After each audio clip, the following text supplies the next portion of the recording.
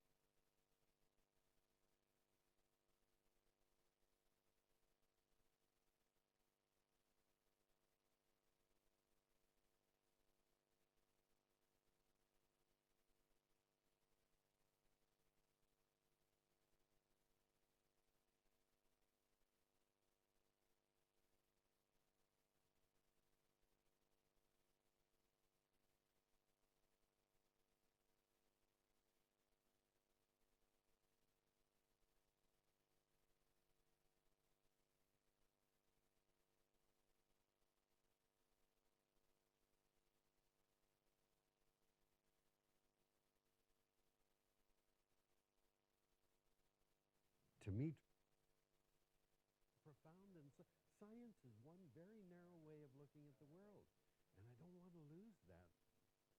That whole big thing. And yeah. This is something I've grappled with as well. So when I did this presentation for CSR Roast a couple of years ago now, and I said, well, science looks at things in such an myopic view. And so if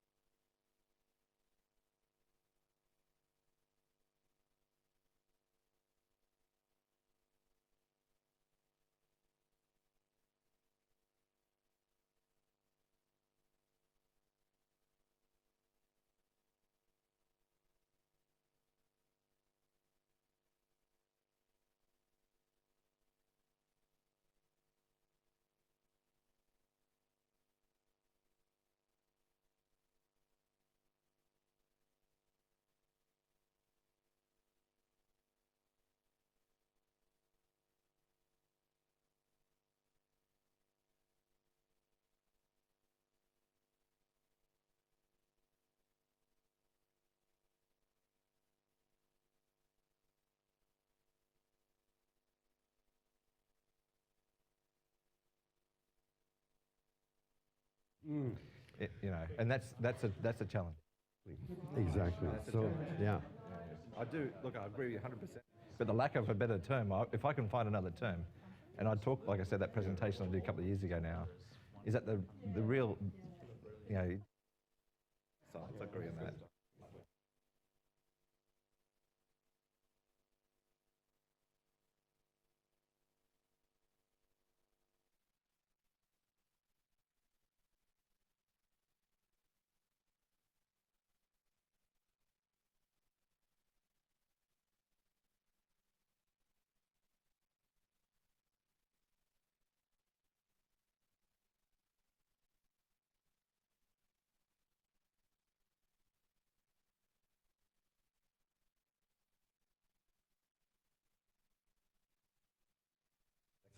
Whereas science and technology just tend to look and they don't give a hoot about what. No, this is accurate. Nothing's connected. Hi.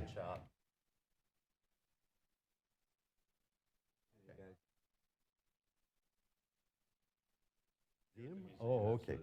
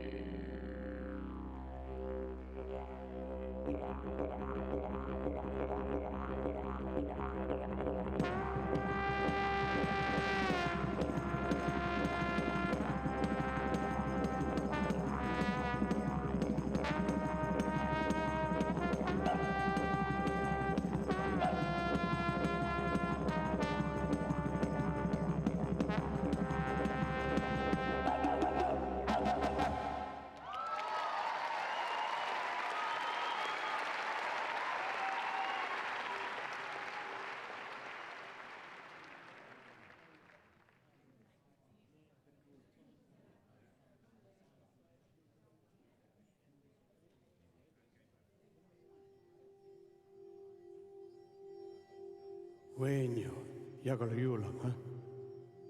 Ngali kumrang, ha? Ngali ko yagalo. Yaro do yula. Mirinja.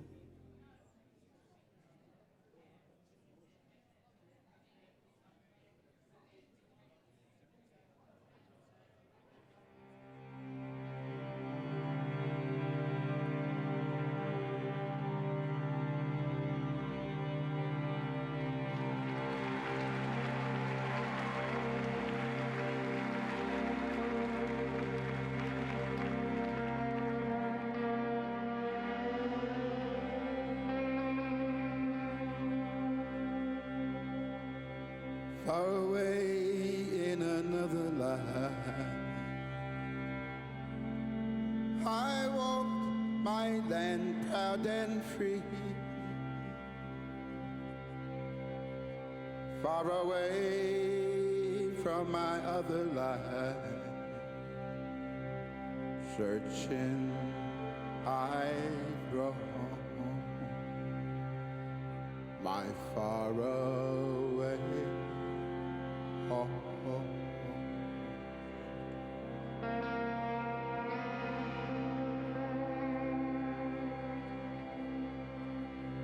Far away in those distant lands, life's hard, but living is good. There the hand, leave no blood on my hands. There I would roam my far away. Oh, oh, oh, oh, oh.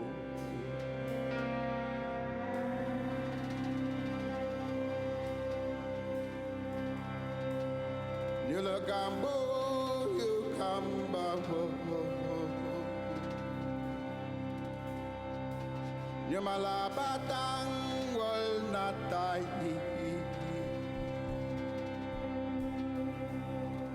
Wala babang all the other day. Ah, wah, yeah,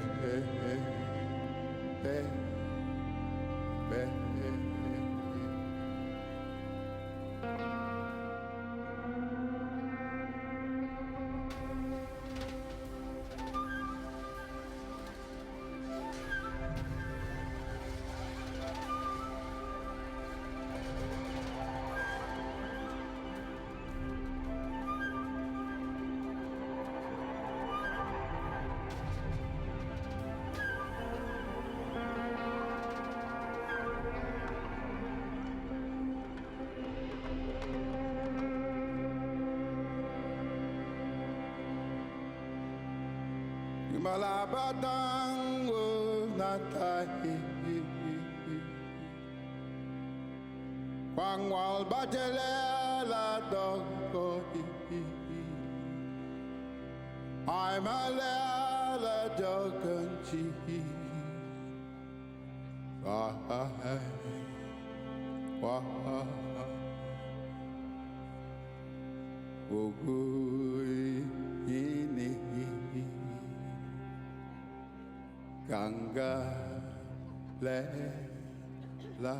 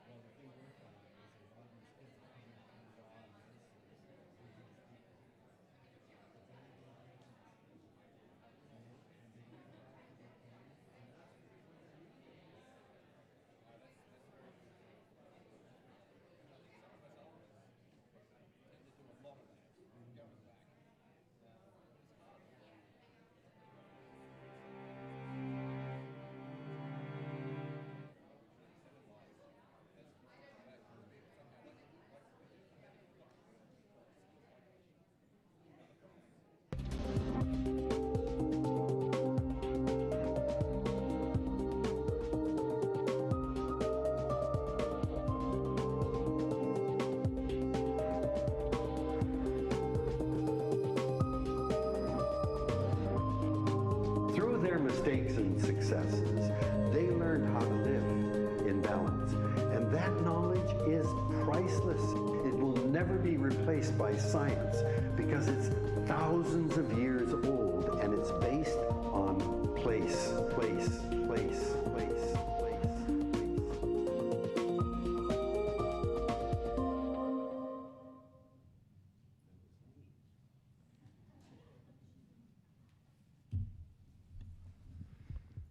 Well, ladies and gentlemen, welcome to the Museum of Applied Arts and Sciences. My name's Tristan Sharp. I'm the Director of Programs and Engagement here at the museum, and I'm thrilled to be welcoming you here this morning to what is a very important event. We're very fortunate to have our guests here this morning. I would like to acknowledge that today we meet on the land of the Gadigal people of the Eora Nation, and in doing so, I pay my respects to elders past and present. I acknowledge Uncle Chicka Madden, who is here with us this morning as a representative elder of the Gadigal peoples, and I invite him to do a welcome to country. Uncle Chicka.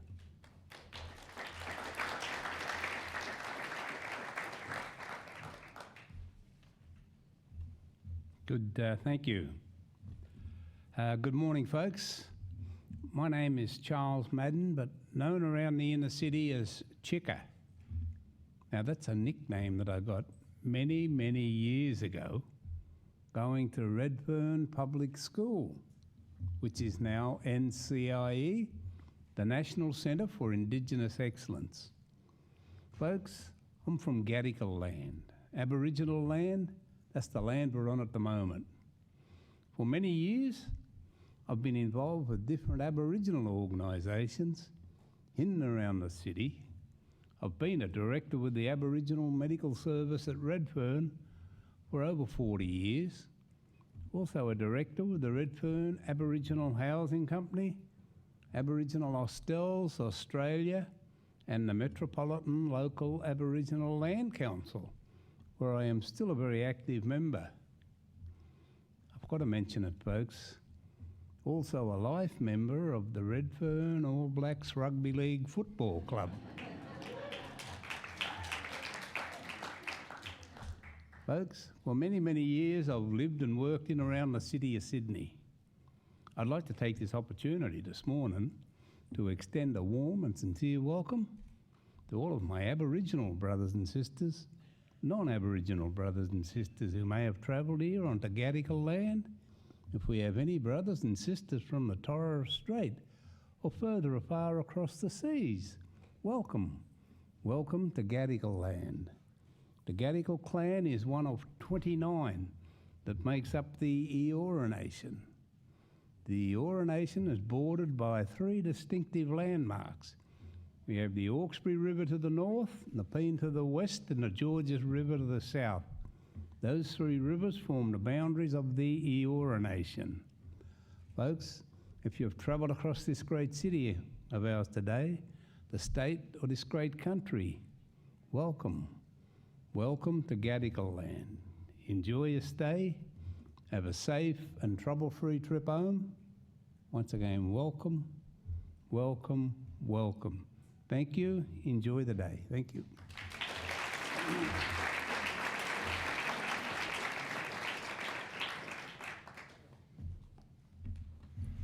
Thank you, Uncle. Thank you very much for that warm welcome.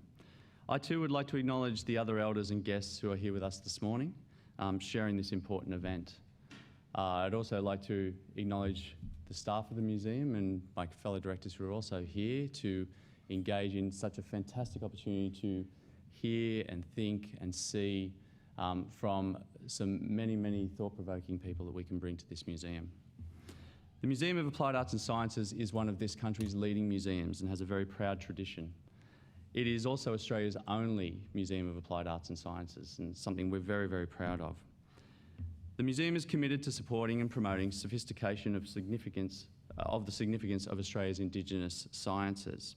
And in August, the museum this year presented an inaugural Indigenous Science Symposium as part of its program in the 2016 Sydney Science Festival. This gathering brought together Aboriginal and Torres Strait Islander academics, theorists, researchers, designers, engineers, and educators, and students from across the nation. It was a great meeting. It provided an important opportunity for the museum to help shape future research and investigations, which is a core tenet of who we are as a museum. Exploring and sharing the sophistication, the richness, and the leadership of Australia's First Peoples within the scientific domain, and supported Aboriginal and Torres Strait Islander peoples to determine the way in which these culturally significant discussions are held. The program featured a range of keynote presentations and a series of open floor responses as part of a yarn-up session throughout the day. Its final plenary session identified a range of issues related to knowledge, protocols, and the advancement of partnerships, information sharing, research, and development. Today's event is presented here at the museum and is part of our Indigenous programming in partnership with Indigi Lab. And this is certainly part of the partnerships and the programming that are coming out of those significant events that I talked about as part of the Science Festival. And this serves to continue these conversations and build on a legacy that has been 60,000 years in the making. So, to lead this robust, challenging, possibly, and very informative discussion, I'd like to introduce our MC, who will guide our presenters today. And of course, it's Juro Sen, who we're very pleased to have here, and thank you for coming today, Juro. Oh, the clap started. You can certainly clap, Juro. Juro is a Gamilaroi man who was born in Goondiwindi on the Queensland-New South Wales border. He was raised on a tobacco farm near Texas by his mother, Donegal Waters, and he is the grandnephew of Leonard Waters, Australia's first Aboriginal pilot. Juro started his media career as a photojournalist at the Inverell Times before joining the ABC radio as an Aboriginal sports trainee in 1989. From those very early beginnings, he has built a global career as a leading journalist, a reporter and a producer.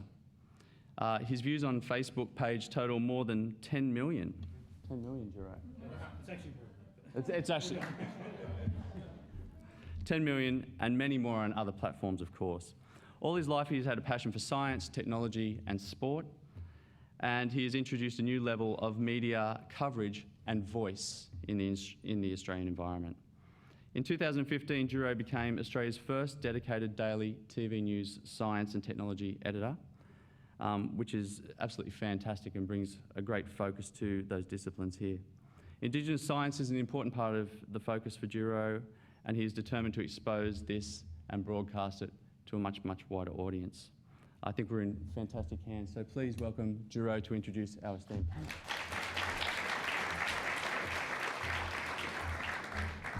Thanks, Tristan. Well, thank you very much for that welcome. Yes, 10 million and climbing. I think it's a bit higher than that, but thank you very much. And thank you to Uncle Chicka Madden for the welcome to here today.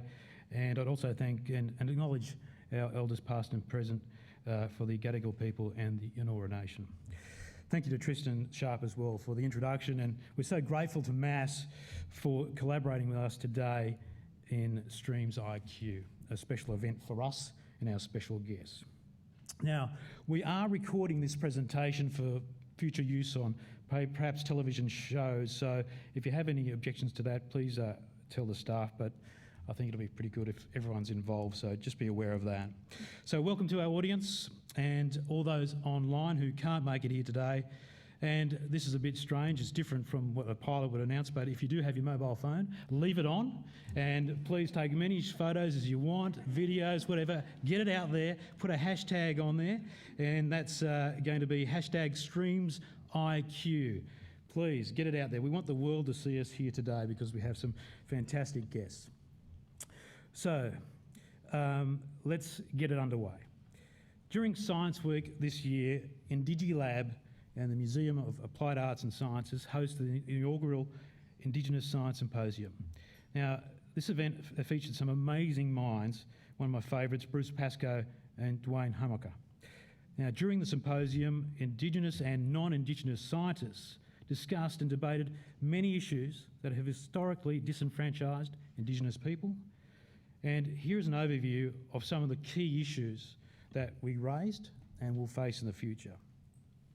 Number one, a lack of respect and value of Indigenous science. Number two, institutions need to decolonise their way of thinking.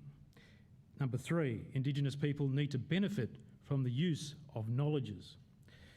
And number 4, we need an Indigenous science agenda to put Indigenous science at the top. It was agreed in the group that there's a lot of work to be done in this space if we're ever going to be in a level playing field with Western science or modern science. So what is STREAMS IQ? What does it stand for? STREAMS stands for Sustainability, Technology, Reading, Engineering, Arts, Mathematics and Science. Why do we need this? Because ever since the invasion, Indigenous Australians have been left on the fringes, out of sight, out of mind. Now, when Indigenous knowledges are needed to sustain the earth because of what's happened through modern science, Indigenous people get left on the fringes. Well, not any longer. Our technology is so ancient that you can't even put a monetary value on it. STREAMS is our way of reclaiming that science space and putting Indigenous science at the forefront of innovation and the knowledge economy. Also, if you visit our website, please read our first edition of STREAMS IQ. Plenty of information there. STREAMS IQ is an event, this one here, it's the first of many events we have planned through Indigi Lab and MASS. So we're really grateful that you've come here today, our first experiment, so to speak. Let's face it, you're all here for a number of reasons, varied. But I think we can all agree that one of the main reasons that we are here today is that we're sick and tired of how the earth is being treated and the way that politicians react in their reaction to talks about global warming, etc., calling it a myth. And when you think about it, Indigenous stories have been called myths for hundreds of years. And a lot of damage has been done to our culture as a result. And if you look forward, this is telling in the poor statistic of the Indigenous STEM uni uptake. So there's a lot to talk about and putting this on the agenda today. And today I have the great pleasure of introducing our panellists. Firstly, environmental campaigner, Dr. David Suzuki.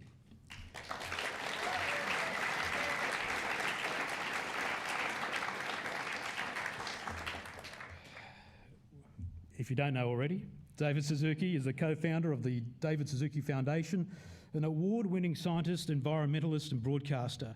He's renowned for his radio and television programs that explain the complexities of natural sciences in a compelling and easily understood way.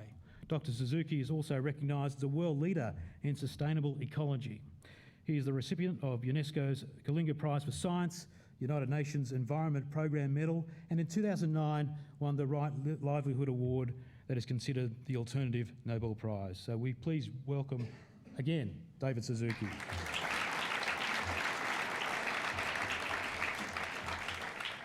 Also joining us today is Deputy Aboriginal and Torres Strait Islander Social Justice Commissioner Robin Quiggin.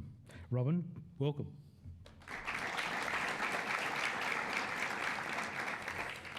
Robin is a graduate and a lawyer who has worked across legal and policy areas of relevance to Aboriginal and Torres Strait Islander Australians, including human rights, consumer issues, financial services, governance, rights to culture, heritage and the arts. Pretty much everything Robin's done.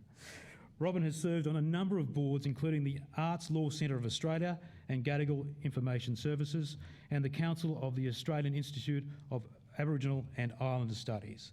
She is currently Deputy Chair of the Board of the Bangarra Dance Theatre and Trustee of the Australian Museum, Chair of Westpac's Indigenous Advisory Committee and a member of the Indigenous Law Bulletin's editorial panel. After all that, please welcome Robin.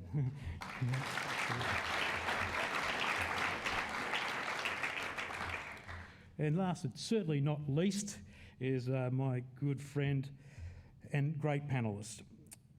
Our final guest is the Director of the Radoll Centre and Dean of the Aboriginal Torres Strait Islander Leadership and Strategy of the University of Canberra. His name is Peter Radoll. Welcome, Peter. Being one of Australia's early Aboriginal graduates in information technology, Professor Radoll is recognised as a national and international authority in the area of science, technology, engineering and mathematics. Indigenous research and digital inclusion is one of the most influential Indigenous parts of his campaign and vocation today. He holds a concurrent role as Professor of Information Technology at the University of Canberra, was Professor of Information Systems at the University of Newcastle, and has taught and researched in information systems in the College of Business and Economics at the Australian University, and the Faculty of Business, Government and the Law of University at the University of Canberra. So, once again, welcome Peter Radoll, and welcome all our panellists today.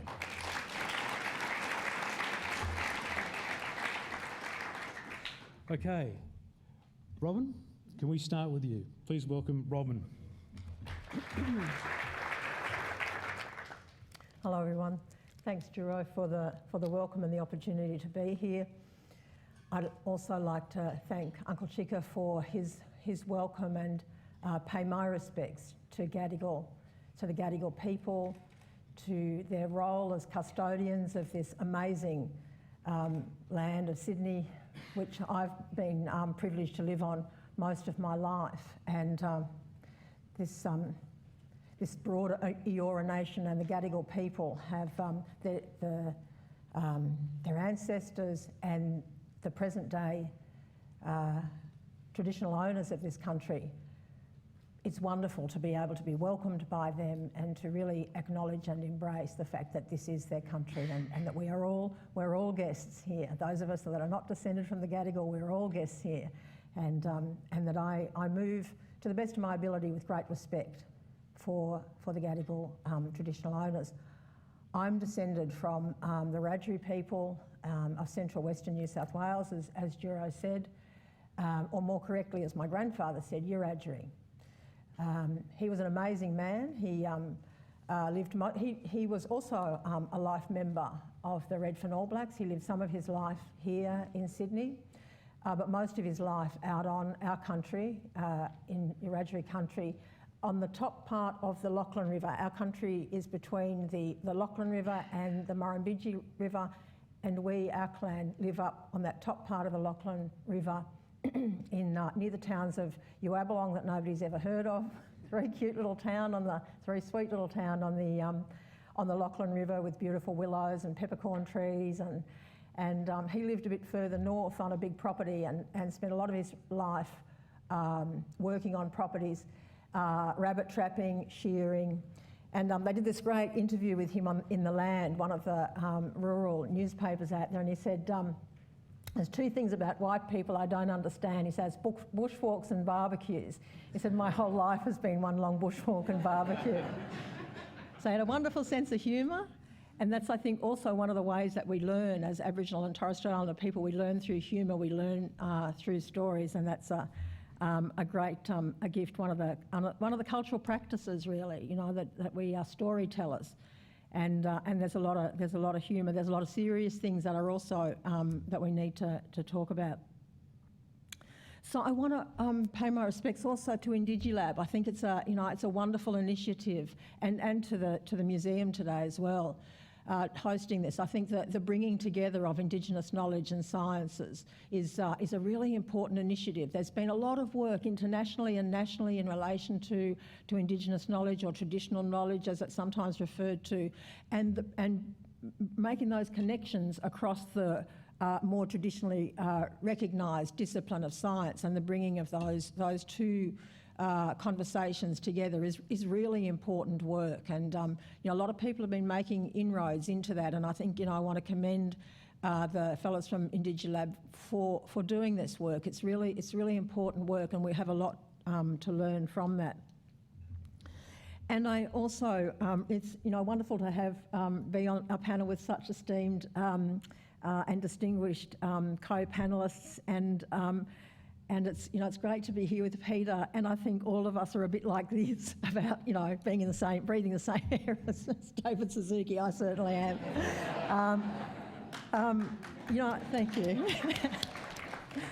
I really want to acknowledge your long-time activism and advocacy and research, working towards a safer and more sustainable world for us all. We are all indebted to you for that work, and the only thing I would say is I'm sorry that it hasn't had the traction that we all hope it would, and really turning the tide on climate change and the environmental exploitation that we're really looking down the barrel of. I have a dear friend who's also, does her own bit, tirelessly in this country, and she put on Facebook the other day, this is the longest suicide note I've ever seen. I mean, I guess it's a bit of a grim view, but it's also a very sobering view. And I think, I just want to reiterate, I think we are all really indebted to the work of people like Dr. Suzuki who have really driven change and opened up many people's minds to the science and the situation that we're facing. And it's fabulous that we have this discussion as well between us and Dr. Suzuki's discipline and insights and Indigenous Australians today. One of the things that we have in common is despite this incredible resistance to moving away from a resource-hungry paradigm, the resource-hungry paradigm that drove colonisation, hundreds of years ago, the setting out to take over parts of from Europe of parts of the rest of the world, including our own. That resource-hungry paradigm drove colonisation and continues to drive consumption and competition today. And I think that we share, as Indigenous people, we really share that unshakable commitment to a long-term sustainable future for our people and for country. And when we talk about country here, obviously we talk about land, water, species, all of the elements of the world, of the non-human, I guess, world. And we share with Dr. Suzuki a deep commitment to sustainable practices rather than a commitment to endless growth. Sustainability is key to cultural, land and sea management practices that have enabled us to raise our families, grow our communities and live happily and successfully on this continent for generations. Here in New South Wales, the knowledge that underpins these practices has been handed down against tremendous odds. Policies that removed people from country, punished them for speaking language or conducting ceremonies, all of those practices made the old ways of caring for country really difficult, to say the least, and the transfer of knowledge was in fact dangerous because you're always faced with the risk of the removal of your children if you are found to be handing down language or handing down knowledge. Over the years, particularly since the Mabo decision, however, and the rejection of terra nullius, it's more commonly recognised that old ideas about us can be dismissed. Ideas that we are randomly wandering nomadic peoples just moving randomly around the landscape are more commonly being dismissed now when we look at the evidence like the Brewarrina fish traps, evidence of long sustained fishing practices. The eel farms now in Victoria, where we understand that people were trapping, in fact raising eels for consumption in Victoria. Regular fire abatement practices more commonly in the north. And the techniques developed recently documented by Bill Gamage about the clearing of rangelands so that hillsides would be cleared, leaving partly bush, but tracts of land would be cleared so you could drive the roo out of the bushy parts and then hunt them and catch them on the cleared parts. So a broader understanding of our land practices across the country, and recognition of our sophisticated understanding of weather, climate, seasonal movements of bird, fish, whales, and the medicinal properties of plants. All of those kinds of knowledge across the country are more widely understood and being valued and in fact sought after for both commercial and non-commercial purposes. Across the country, people are reasserting their rights as traditional owners, making decisions and pushing our way into local government decision-making, state government decision-making, where a lot of the land management practices happen in Australia because we have this federated system. Where authority is divided between the Commonwealth, the states and local government. We have to move into all of those areas, and we are traditional owners, and Indigenous leadership are have been for a long time, moving into those areas and asserting rights to land and country, as well as engaging really strongly now with the private sector over many years. Co-management arrangements, range of programs, activities and programs run by land councils and prescribed bodies corporate are changing the landscape and the economies in urban, rural and remote areas. In talking about this, I don't want to romanticise our relationship with country or diminish the complexity and diversity of situations. We have a long history of being systematically excluded from the Australian economy through physical dispossession, through limited access to capital, through the racially discriminatory wage policies that allowed us to be paid less than other people, the policies in relation to wages and welfare income that allowed state governments to quarantine our monies over many, many years, leaving us with, those of you who are familiar with New South Wales history might be familiar with the idea of the lousy little sixpence, where people were young people particularly, were forced into work, and then their money was quarantined by the New South Wales state government. They had to go to a bureaucrat at the Aboriginals Protection Board and ask if they were pregnant, if they were marrying, ask for some money, and they were frequently told no. So when your only access to capital, your land and resources have been taken, your only other access to capital, your income, is quarantined, you're really very effectively excluded from the Australian economy. So we're coming from quite a long way back as we move out from that exclusion, but we're making enormous gains. I was at a conference yesterday. I'll talk a bit about it in a minute. Indigenous business and accountants, they're just extraordinary entrepreneurs, business people. Guys like the Indigilab people really just making enormous inroads back into the economy, back into very active role in mainstream Australia. One of the few ways that we've been able to actually access capital has been through mining. Extractive industries have offered one of the few opportunities to accrue through royalties and through Indigenous land agreements. One of the few opportunities to actually accrue a corpus of funds and to get royalty payments that can be distributed.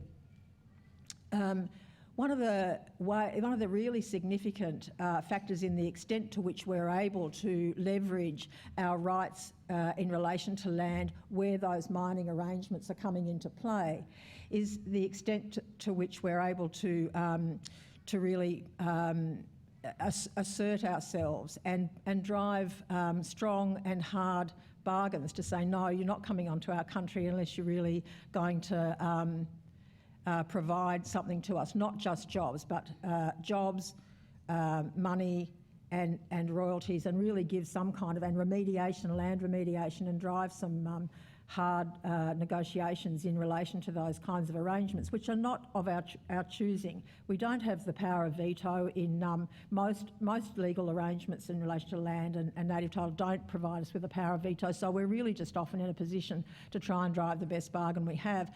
And I want to just refer us to that for a moment to think about human rights principles, and to think about particularly the United Nations Declaration on the Rights of Indigenous Peoples, which gives us a framework.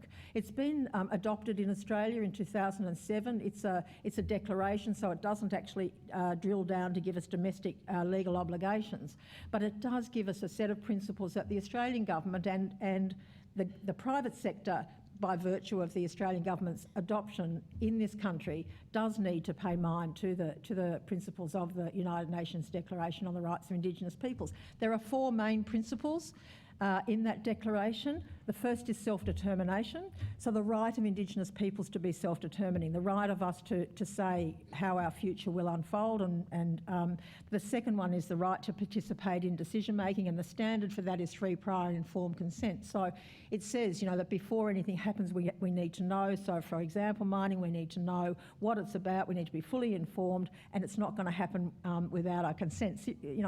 Obviously we're kind of a long way from really giving effect to that, but it's a serious benchmark set by that declaration, and certainly something to bear in mind and to work towards. The third is respect for and protection of culture. The fourth is equality and non-discrimination.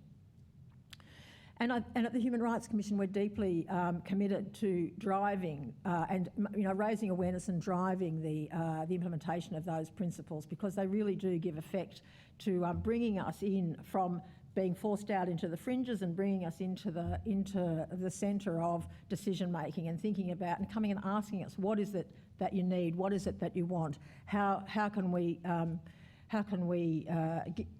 give effect to your needs and the issues that you are dealing with now in all these arrangements.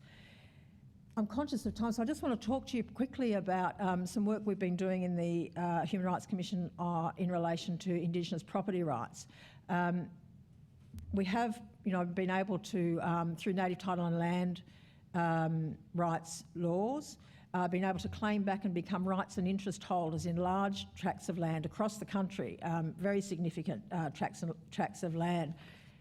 So we've become land, people with rights and interests in land, but really cash poor. We still don't have access to capital to give effect to the things that people want to do on country. You get this country back, but you might want to build housing for people, or a medical centre for people, or start programs for people, or set up a tourist venture, or accept some sort of joint venture offer and really go into some significant economic development to really build a better future for families.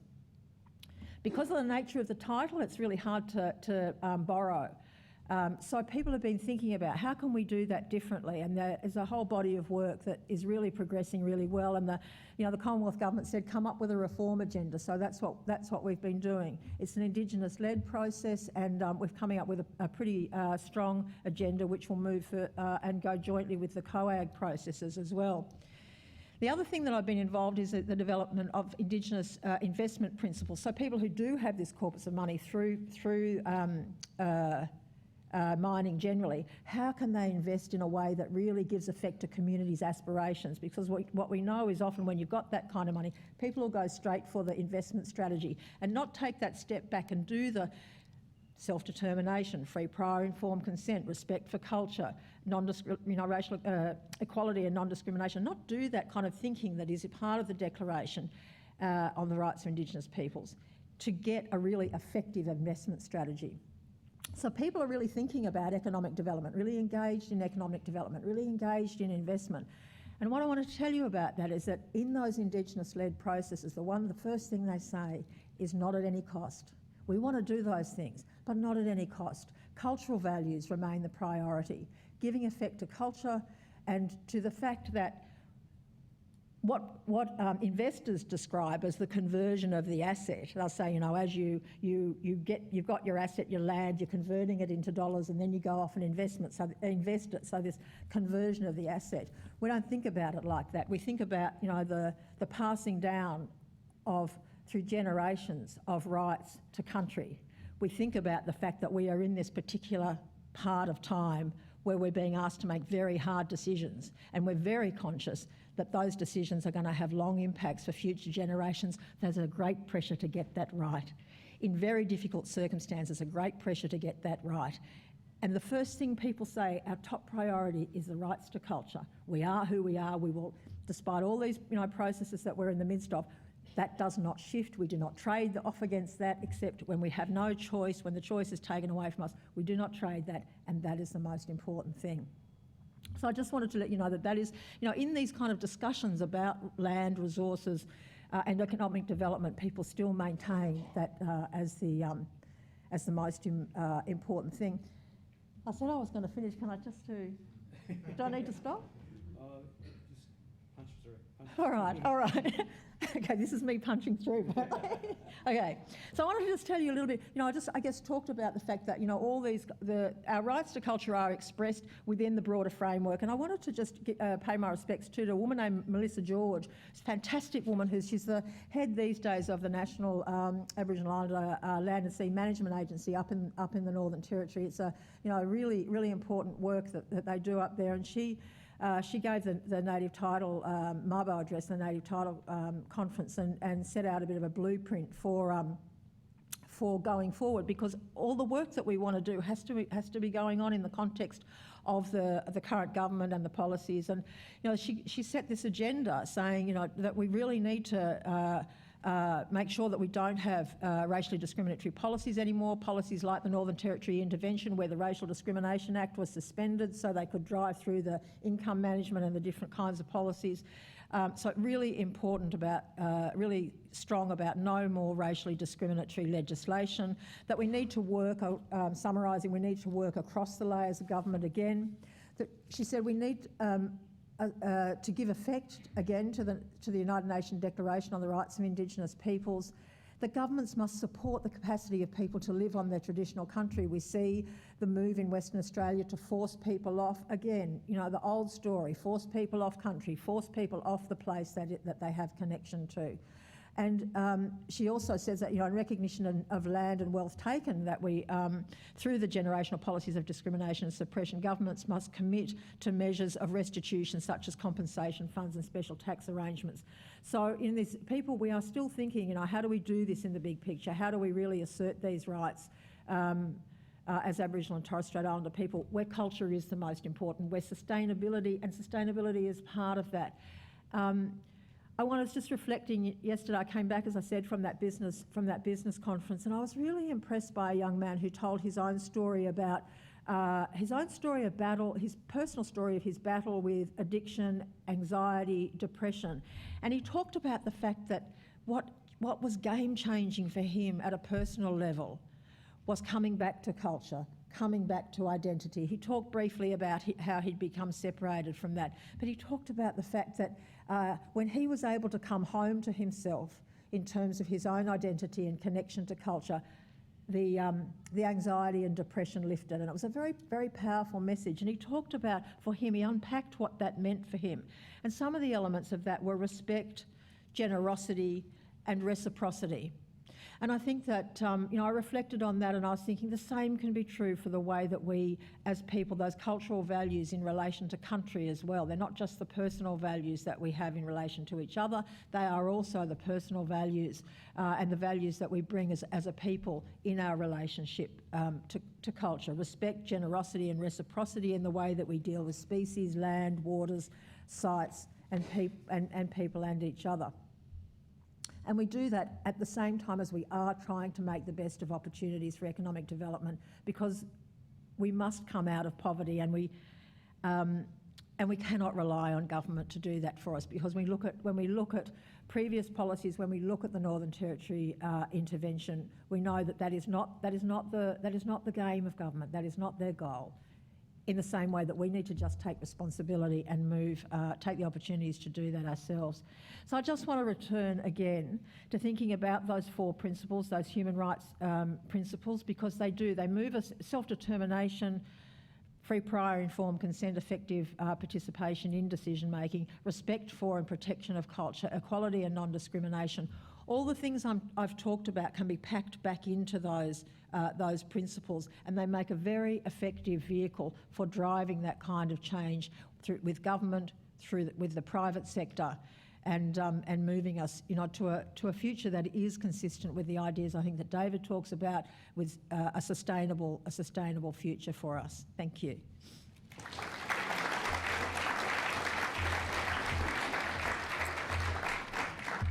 Robin Quiggin, Deputy Aboriginal Torres Strait Islander Social Justice Commissioner. Robin, thank you very much. Great background. All right, let's go to the University of Canberra now. And my old mate, Peter Radoll, please come up. And we look forward to seeing, from an academic point of view, where we're heading with Indigenous science. Welcome. Thank you. Thanks, Giro. Also, I just want to pay my respects to Uncle Chigga Madden. I've seen him so many times coming here to do presentations. Really appreciate coming back to Sydney and also the museum. I was lucky enough to be a part of the the science symposium earlier this year. Fabulous. So I want to acknowledge my wonderful panellists as well. It's great to be with Robin, and immense privilege to be with David, of course, up here. I just want to touch base on a couple of really interesting things about the university sector. I just want to talk about a couple of real small things about the challenges, I suppose, of getting Aboriginal and Torres Strait Islander students into science first.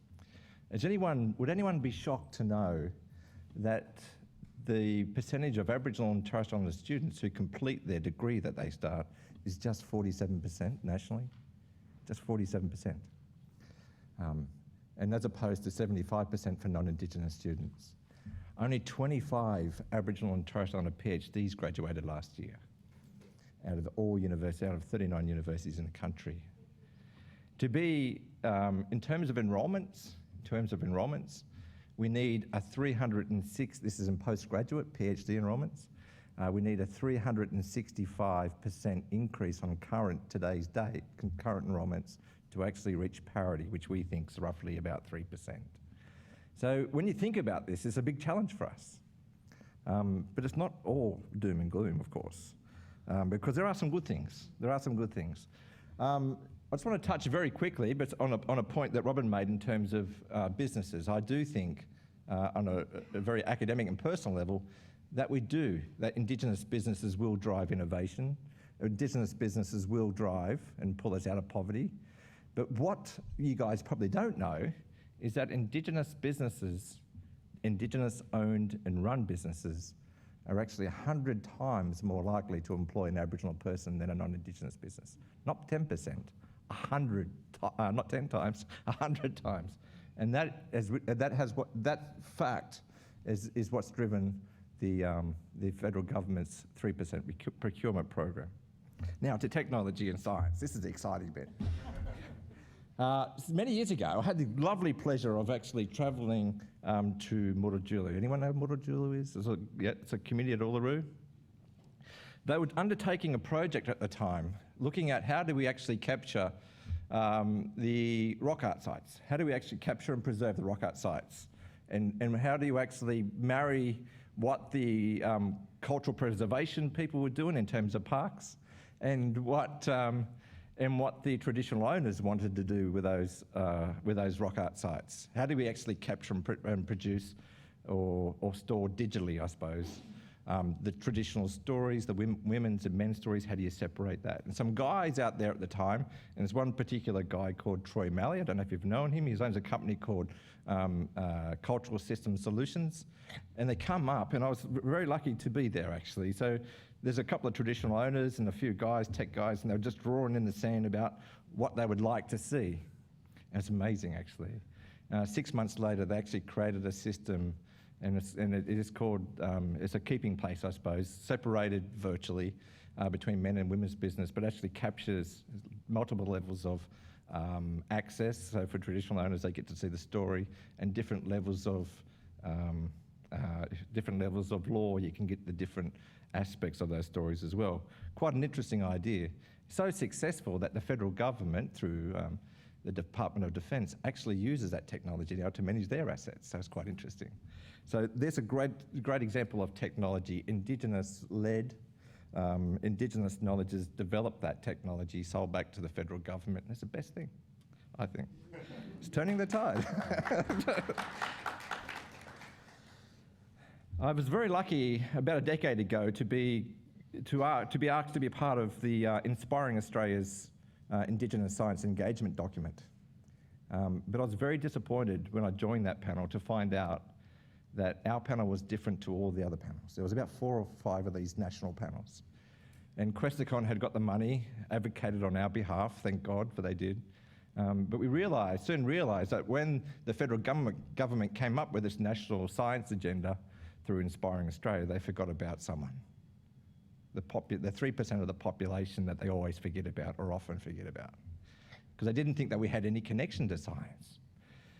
So we hastily put a panel together, and some of those people you would know. I'm not going to go through all of them, but Professor Jill Milroy and myself, and there was a stack of others, and I do apologise for not remembering everyone, but Professor Jill Milroy from University of Western Australia and myself worked very hard with IATSIS and Questacon to actually bring that document to fruition, and we got it published probably about 6 years ago now. So it was a lot of work.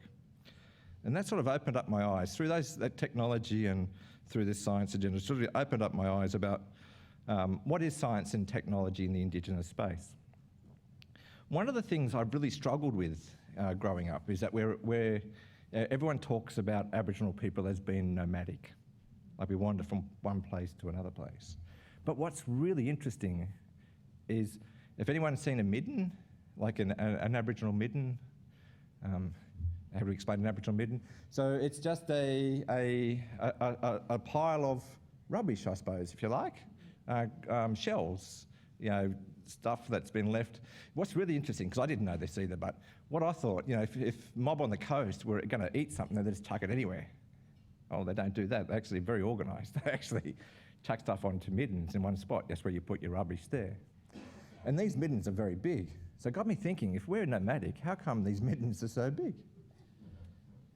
And that's really interesting. And when you go to... It is interesting.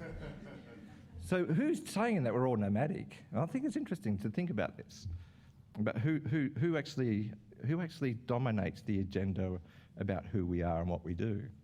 And another thing I've come to realise, as you wander about, and I'm a great fan of people, as technologists, you get tagged the technology thing all the time, but I go to a lot of museums and art galleries. I love them. They are the best thing.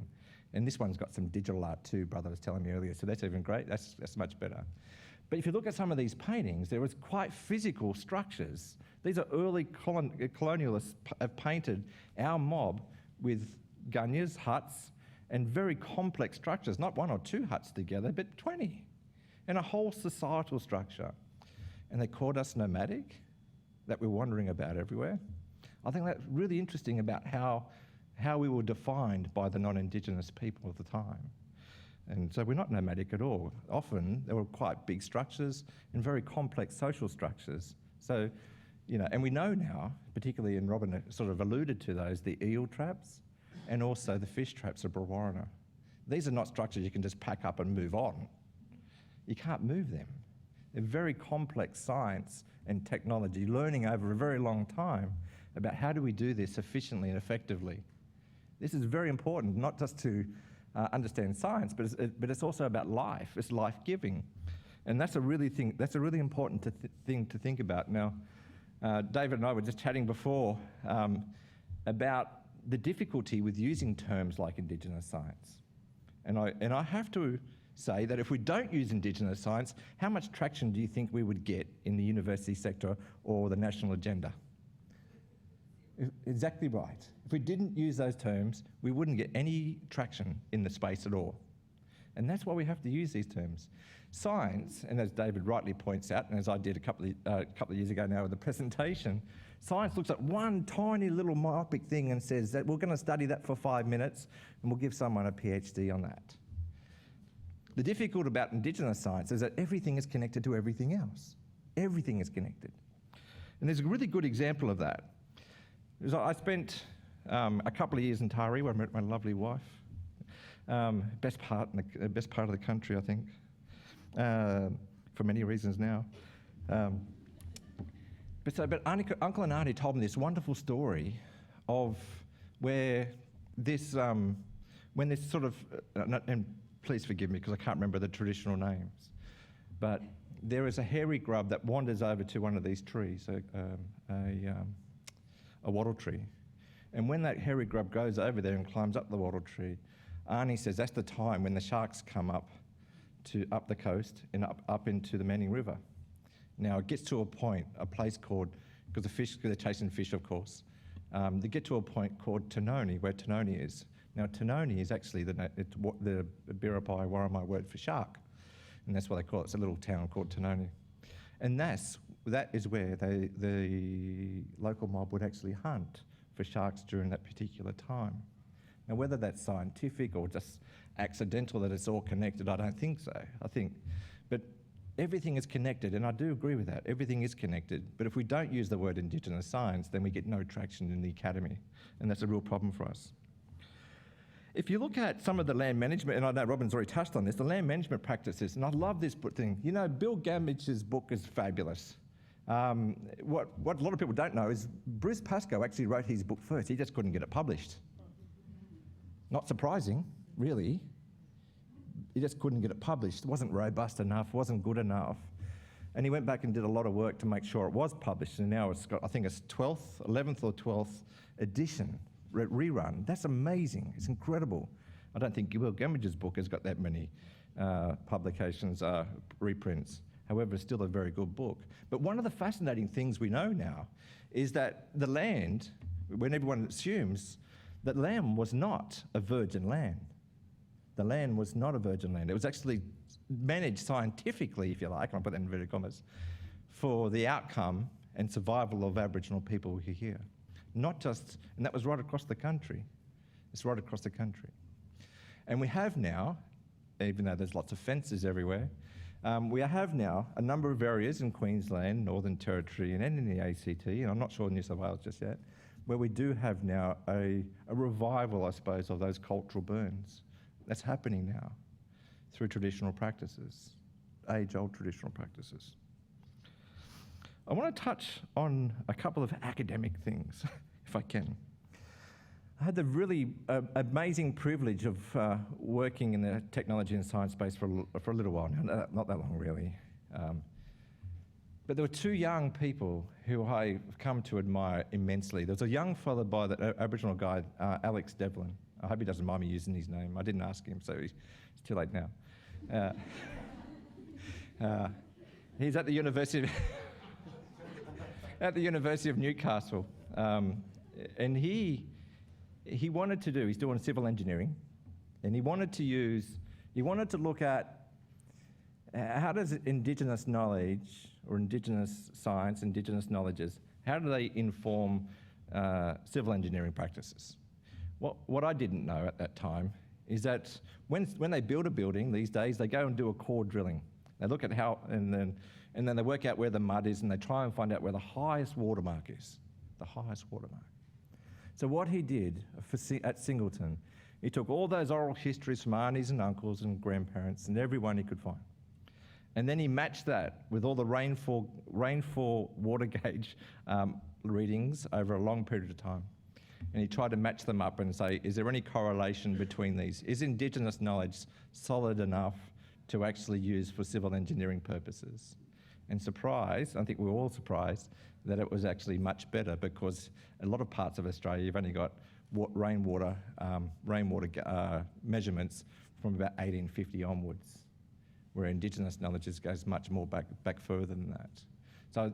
So he actually, I had the lovely privilege of taking him to Malaysia last year to a conference where he actually presented this research, and there was actually, not surprisingly, some really amazing civil engineers who were very excited by the research that Indigenous knowledges could be better than their current practices.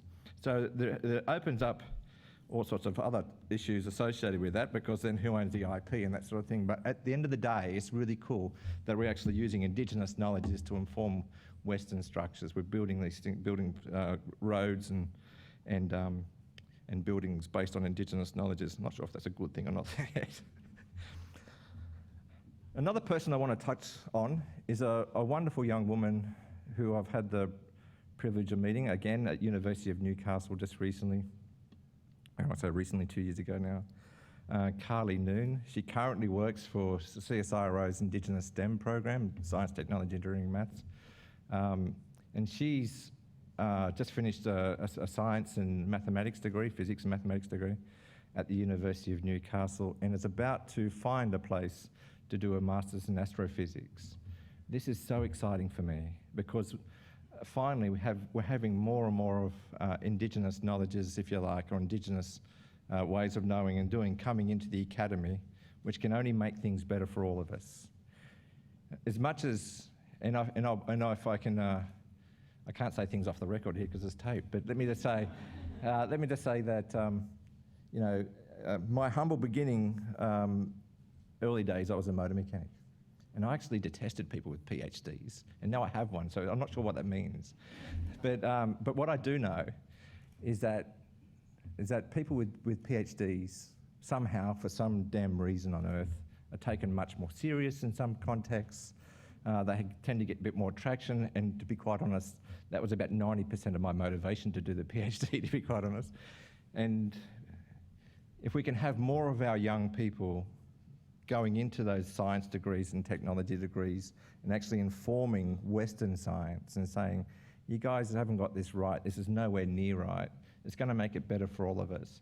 And so Luke Briscoe with Indigi Lab, we had a chat a few months back and said, look, the way we're going to do this, the way we've got to do this, we've got to bring our mob into the academy, and we've got to actually argue that we're going to inform Western science around sustainability. It's got to be done that way. STEM's good, but we can actually sneak a little bit of others in there. We've got to sneak arts a little in there and sustainability in there, hence the terminology streams.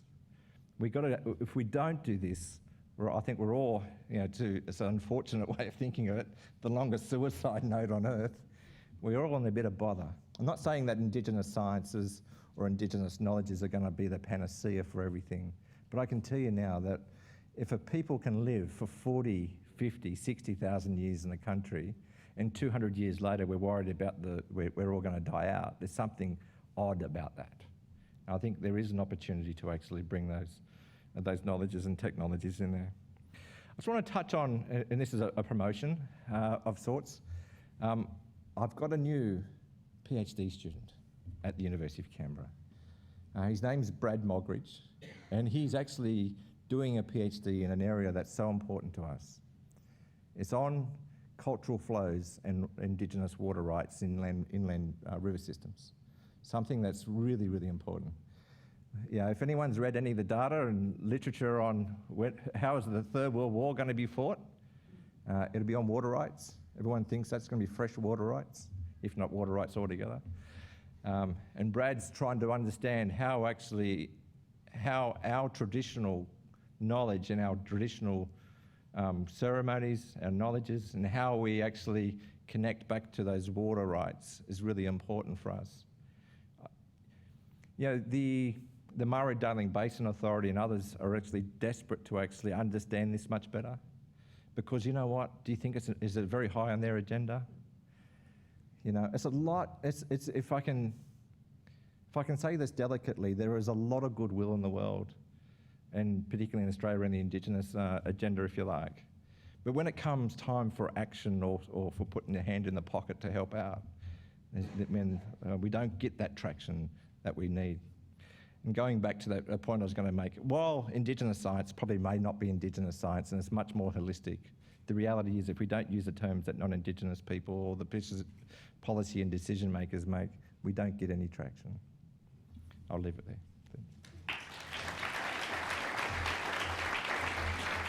Peter Radoll, everyone, from the University of Canberra, and looking forward to this now from a global perspective and overview of where we're going in the future, Dr. David Suzuki.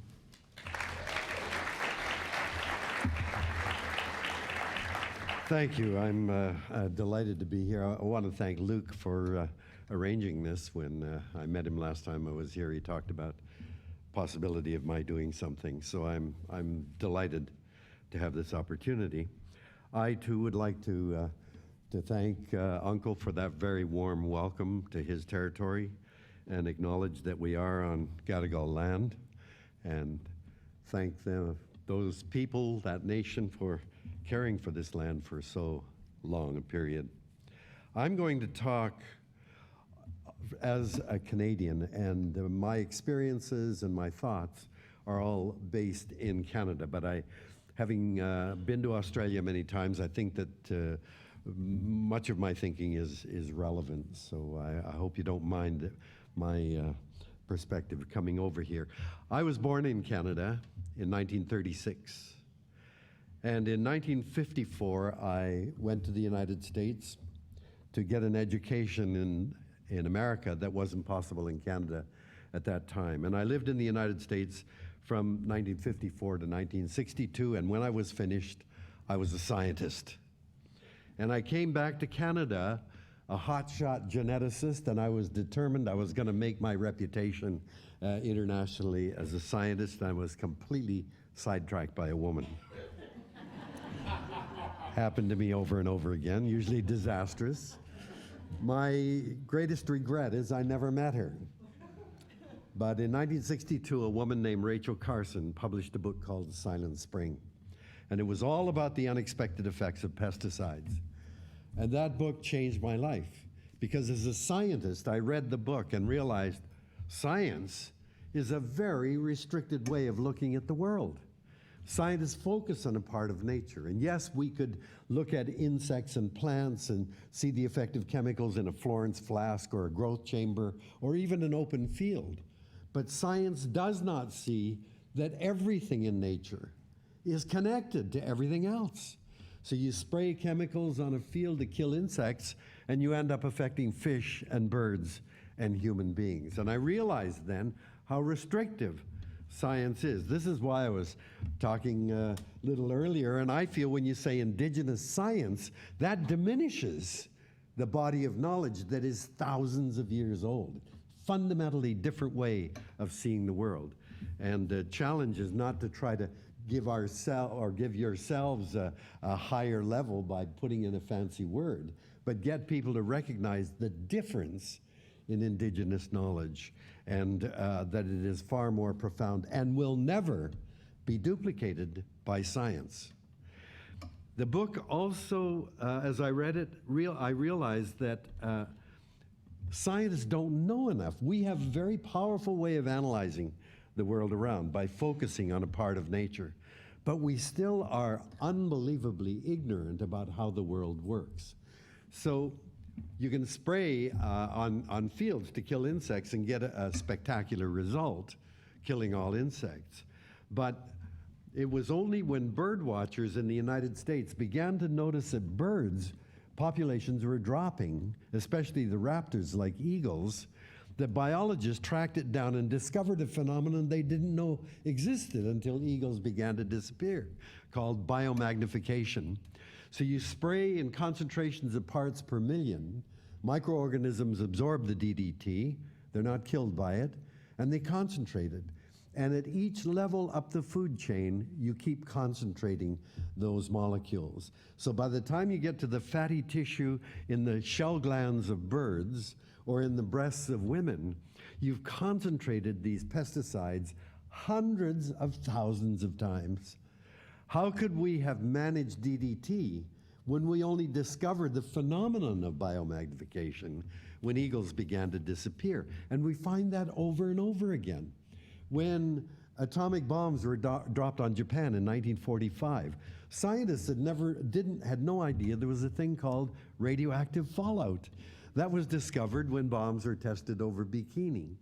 When we began to use millions of pounds of CFCs in spray cans, no one knew that CFCs are very stable, that they would float up into the upper atmosphere, and ultraviolet light from the sun would cleave chlorine-free radicals off CFCs, and chlorine is a potent scavenger of ozone.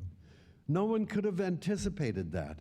And now we're using genetically modified organisms. We're talking about putting genetically modified salmon into the ocean and plants grown out in open fields. We're talking about nanotechnology and artificial intelligence.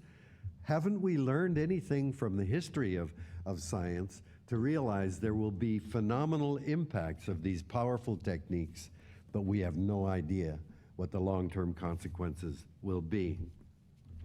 Because of Rachel Carson's book, I was swept up, as were millions of people around the world, in what we now see was the modern environmental movement. And in British Columbia, where I lived, we were concerned about pollution from pulp mills, about clear-cut logging practices, about proposals to drill for oil in very dangerous areas, about oil super tankers coming down the coast of British Columbia. Those are the kinds of issues we were involved in, mega dams that were being built on our rivers. And as I became involved in this movement, in my way of thinking, I thought the problem is humans are taking too much stuff out of the environment and putting too much waste and toxic material back in it. So what we have to do is regulate how much and what we can remove from the environment and how much and what we can put back into it, and then enforce the regulation. You see, in 1962, when Rachel Carson's book came out, there wasn't a single department of the environment in any government on the planet. She put the word environment into our awareness. And so I thought we needed to establish departments of the environment and regulations and so on. But by the 1970s, I realized what Rachel Carson had been telling us. We can't manage our technologies because we're too ignorant to be able to manage those technologies. So for me as a budding environmentalist, it was a real quandary. Technologies are being invented all the time. They're going to have an enormous impact. What do we do about managing them when we're so ignorant? And in the late 1970s, I heard about a battle over logging that was taking place in the archipelago on the west coast of British Columbia, the northwest coast, right below the panhandle from Alaska. These islands were called by Europeans, they were called the Queen Charlotte Islands, but for the Haida people, the indigenous people there, they were Haida Gwaii, and they're now called Haida Gwaii by officially. There was a big battle going on over logging on Haida Gwaii, and I decided this was a good show for, or a good subject for a show, and I flew to Haida Gwaii and I interviewed loggers and environmentalists and politicians and forest company executives, and I interviewed Haida. And one of the opponents of logging was a Haida artist named Gujau. He later became the president of the Haida Nation, but he's a young man. And I said to him, Gujau, why are you fighting the logging? You've got over 50% unemployment in your community, and a lot of the loggers are Haida. And the non-Haida loggers come into your community and they buy stuff in your village stores. They are injecting economic opportunities into your community. I said, what difference does it make to you if they cut the trees down? And his answer was, yeah, if they cut the trees down, we'll still be here. But I guess we'll just be like everybody else then. And at the time, I had no idea what the hell he was talking about. I didn't realize until I got back to Vancouver and started looking at the rushes, and I realized he had opened a window on a radically different way of looking at the world. He was telling me that to be Haida means to be connected to the land in a very profound way, that they don't end at their skin or their fingertips, that the fish and the birds and the water and the trees are all a part of what makes the Haida who they are, that their culture, their very meaning for why they are on this planet, their history, is tied up in their connection to the land. Take away parts of that landscape, and you lose a part of what it is that makes the Haida who they are. And that, for me, was the beginning of a journey that continues to this day, realizing there was something very, very important here in this way of looking at the earth. And I've been a student ever since, and I find around the world this indigenous perspective is the same. That sense of connectedness that led me to write a book called The Sacred Balance, Rediscovering Our Place on Earth. And it's all about that indigenous perspective that Gujau gave to me with that simple answer: cut the trees down and we'll just be like everybody else. I learned then, and am learning from indigenous people, that they call Earth our mother, and I used to think, oh, that's a beautiful way to say it. They said, look, we're not speaking metaphorically or poetically, we mean it literally. The earth gives birth to us because we are created out of the four sacred elements: earth, air, fire, and water. And as I reflected on that, I realized they are absolutely right, that science corroborates these ancient ways of understanding our relationship with the earth. And I wrote then a book called Wisdom of the Elders, which was an attempt to use indigenous concepts of our place on earth and showing how science corroborates those perspectives. Indigenous knowledge is so very different from scientific knowledge. I think of my career as a scientist. You do experiments, you write it up, and you hope, oh gosh, I hope it gets published because then I'll get promoted. You know, and if it doesn't get published, well, you think about indigenous knowledge, man, that knowledge is critical for your very survival, because if it doesn't work, you're dead. So it's very, very different. And looking at the history in Canada of occupation of our country, the history is one of cultural genocide. The thrust of the dominating colonizing powers has been to get those damn Indians off the land. And this is documented very well in a book written by Thomas King, an indigenous person, called The Inconvenient Indian. The whole history in Canada is to try to remove people from the land so that the dominant society can get at the resources that are there. Just want to read to you a piece from a study done for the University of British Columbia years ago. Although there is vast cultural variation between First Nations groups, most groups in Canada maintain similar beliefs and principles that govern their relationship with and responsibility to the land. Most First Nations people did not believe that pieces of land could or should be owned by individuals. The humans, along with all other living beings, belonged to the land. The land provided for humans, and in turn, humans bore a responsibility to respect and care for it.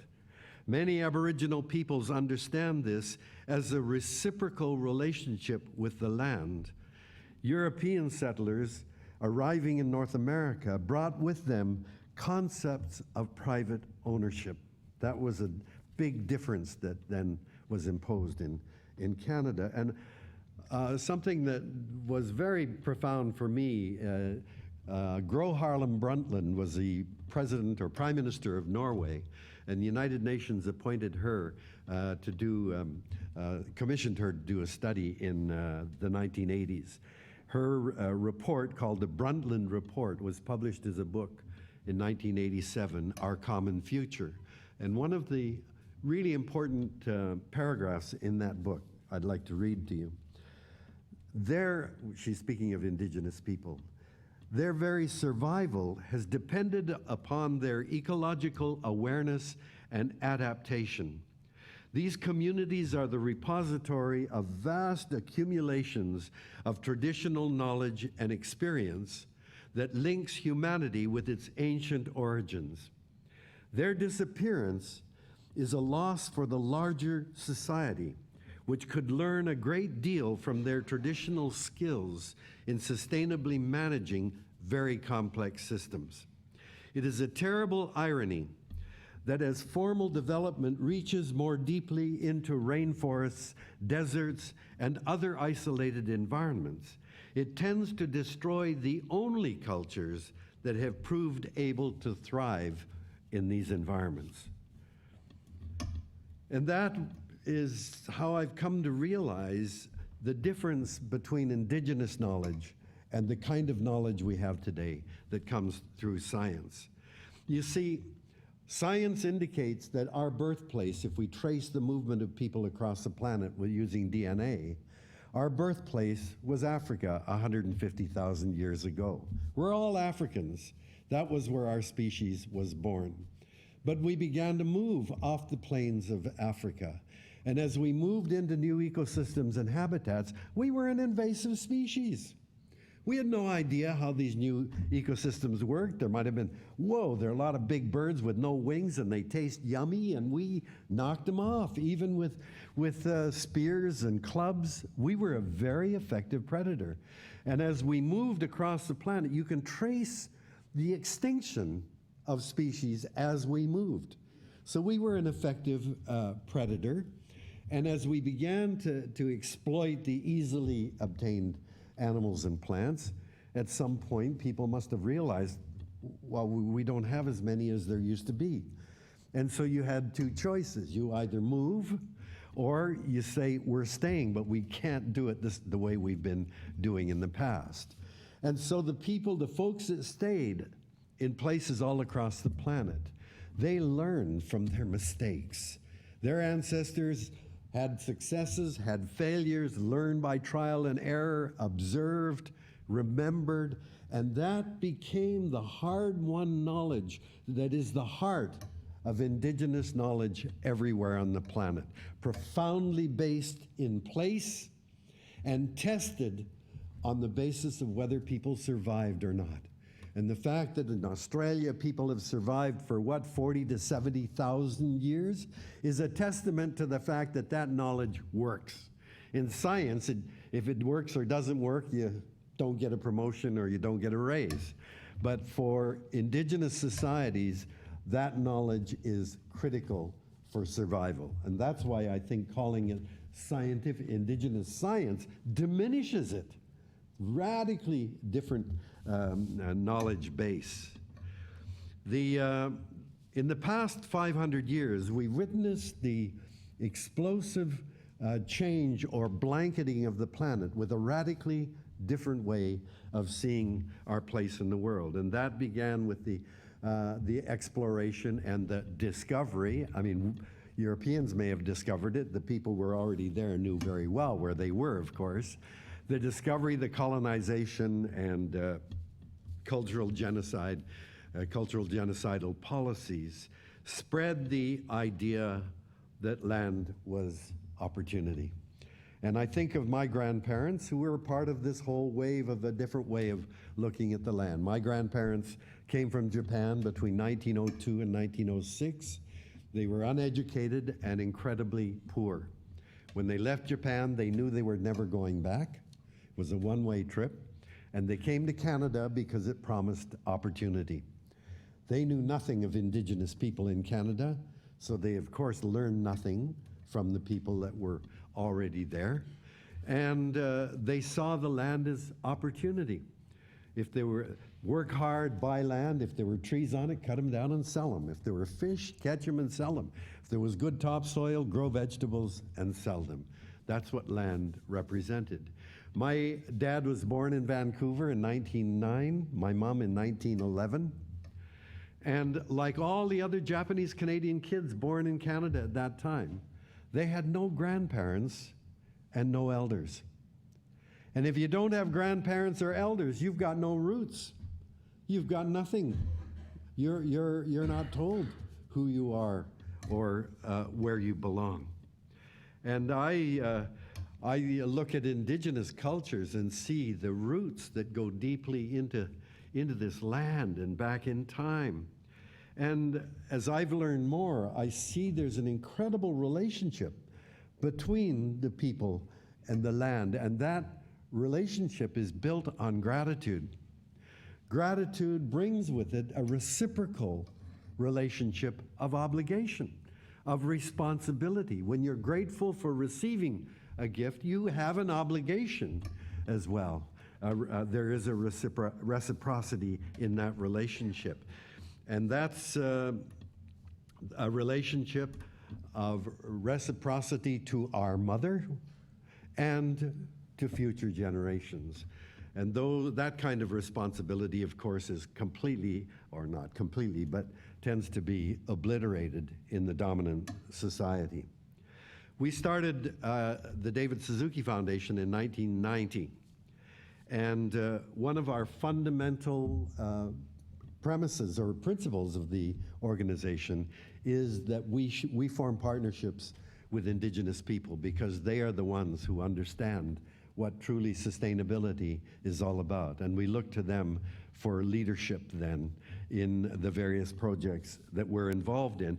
And one of the issues that came up in the 1990s was that there's a very thin strip of land between the Pacific Ocean and the coastal mountains, and that strip extends from Alaska down to Northern California, and it's called a temperate rainforest. And it has the highest biomass of any ecosystem on the planet, that is weight of living things, because they've got big trees. And the forest industry was poised now to go into the last part of the temperate rainforest in British Columbia. They're quite remote.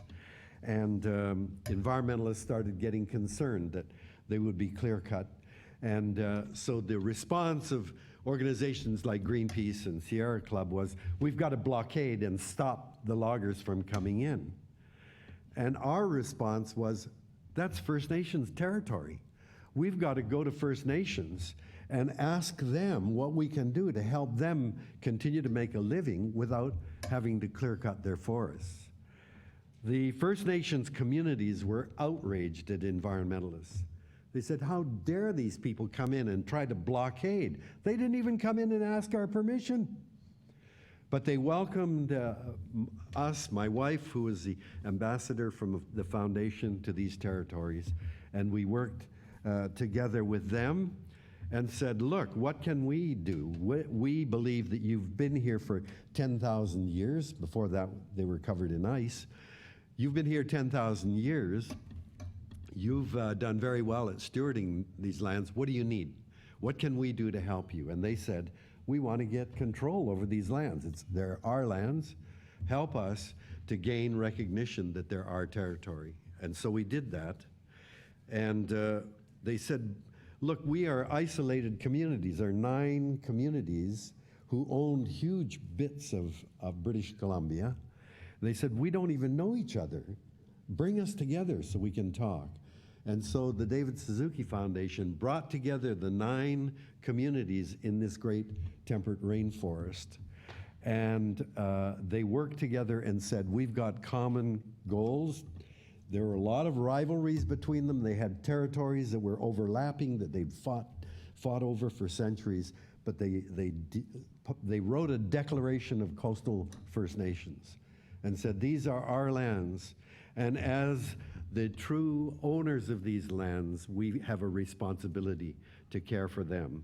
And ultimately, that area became what is now heralded as the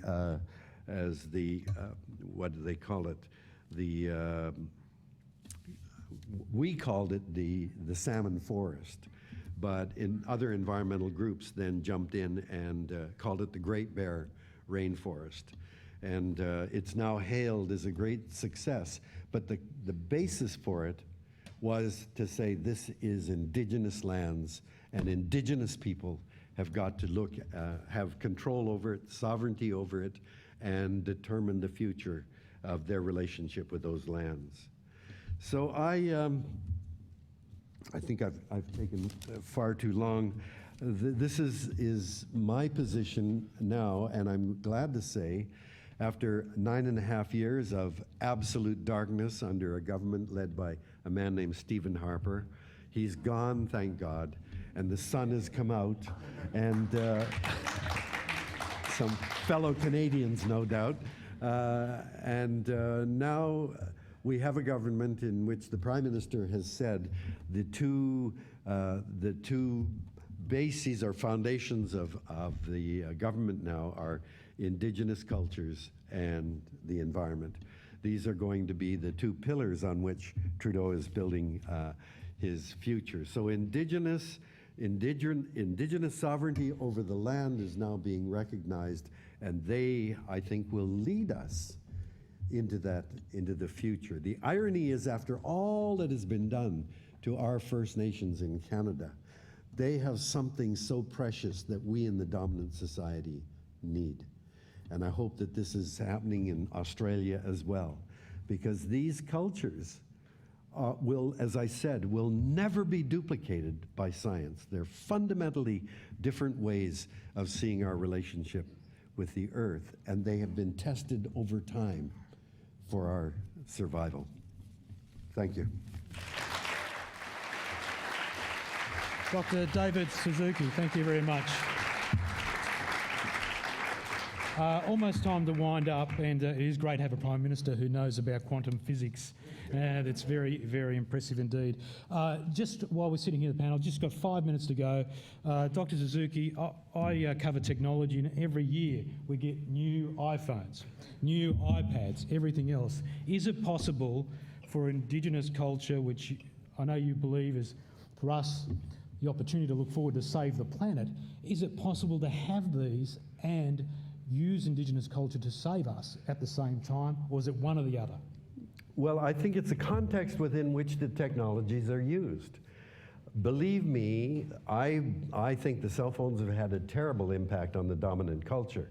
The average Canadian child today spends less than 8 minutes a day outside and more than 6 hours a day in front of a screen, a television, computer, or an iPhone screen. Now, one of the great things, one of my daughters is married to an Indigenous person, lives on the reservation, and my grandsons are growing up outside in the most beautiful part of British Columbia.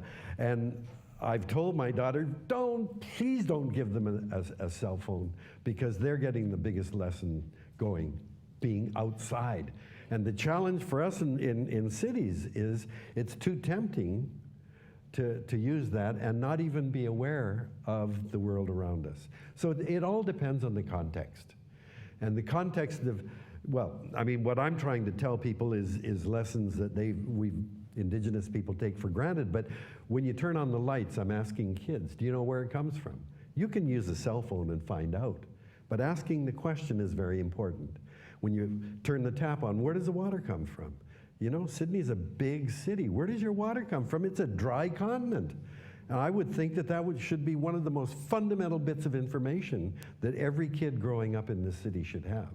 I love to, and I say when you flush the toilet, where does it go? I love doing this in Toronto, our biggest city, because I say when you turn on the tap, well, that comes, of course, from Lake Ontario, right there.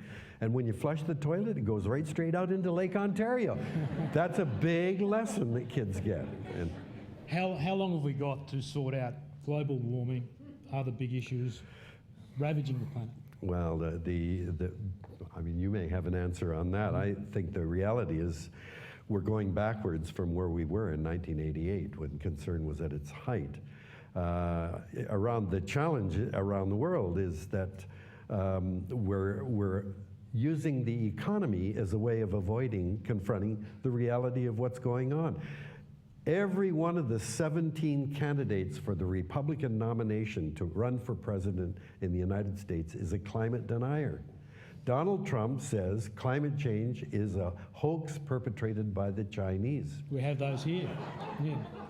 So I mean that's pretty discouraging. As we get more advanced, are we getting dumber? Are we dumber? I think the problem is the vast bulk of Australians and Canadians now live in big cities. We think of ourselves as big countries with a small population, but that's not true. Most of us are concentrated in limited areas in big cities. And in a big city, you know, in Toronto, for example, I have a friend that lives in a high-rise apartment, the North End, air-conditioned. He goes down the elevator into his air-conditioned car, drives down the freeway into the basement of his air-conditioned, office building, which is connected through tunnels to huge shopping areas. He said to me, my friend said to me, I don't have to go outside for weeks. Well, so when you're that disconnected from the real world, then not surprisingly, most Canadians think the most important thing is my job. I need a job to make money to buy the things that I want. And so we had for 9.5 years a prime minister that said, we can't do anything about climate change, it'll destroy the economy. So the economy is elevated above the very atmosphere that keeps us alive. And this is the problem. The economy has come to be seen as the source of everything that matters. Yes, Wall Street. Dr. Suzuki, thank you very much. Peter Radoll and Robin Quiggin, thank you very much.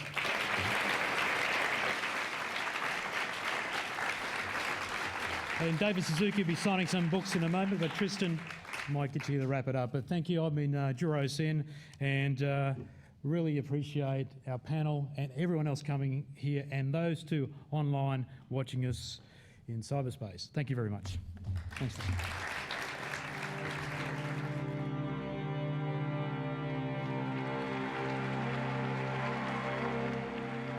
Juro, thank you very much, and sorry just to stop everybody there, but I'd certainly just like to thank our panelists very, very much, Robin, Peter, and Dr. David Suzuki, and of course, Juro Sen, thank you very much for being here with us. It was yeah.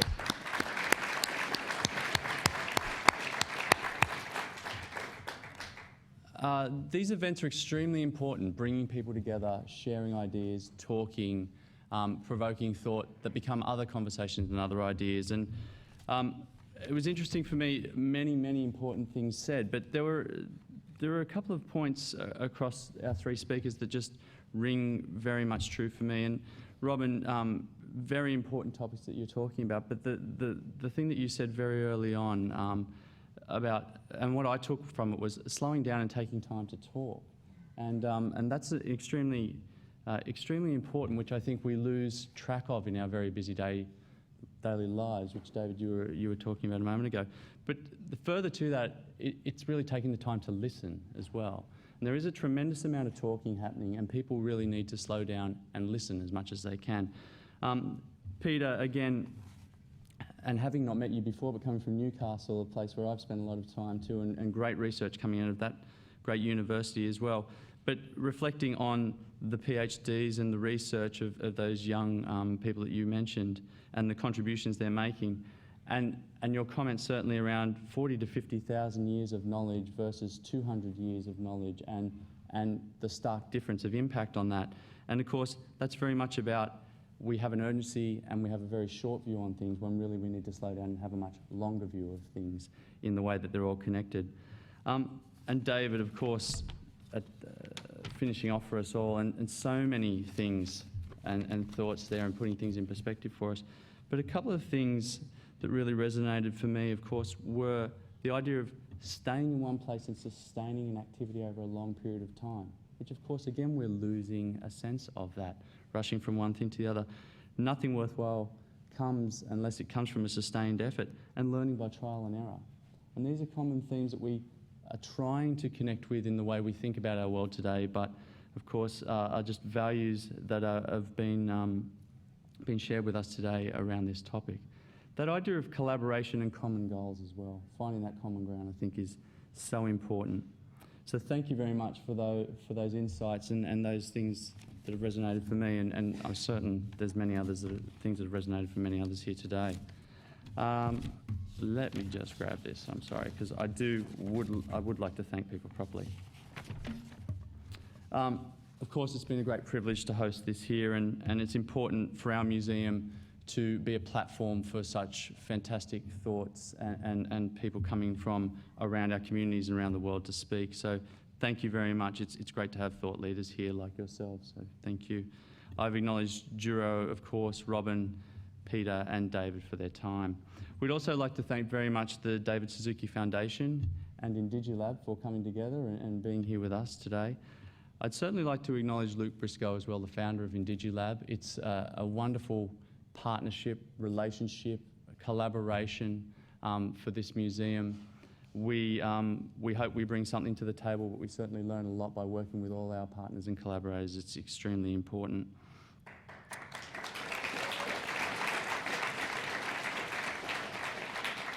It's worth noting in this museum's objectives and key principles, some pillars that we are focused on in the way we like to think about ourselves moving to our future and the way we consider our world, are some tenets around creativity, curiosity, collaboration and sustainability as an institution. And how can we be much less a showcase pushing out, but more a platform and inviting people in, and we're certainly very focused on that for our future. Programs and events like this just don't happen, and there's many, many people who come together to do that. I'd certainly like to thank the team here at MAS, but in particular Marcus Hughes, who has led this. Thank you, Marcus, our wonderful Indigenous program producer here, to bring together all of these people to make this event happen. Thank you very much. And lastly, let me just say we're very much looking forward for our ongoing relationship with Indigi Lab, more programs to come, more events for you to come and enjoy. We're very focused on working with Indigi Lab to create a future where Aboriginal and Torres Strait Islander Australians certainly are leaders in science, technology, engineering, arts, most certainly, and mathematics. So thank you very much. Thank you for coming, and I hope you have a wonderful weekend. Thank you.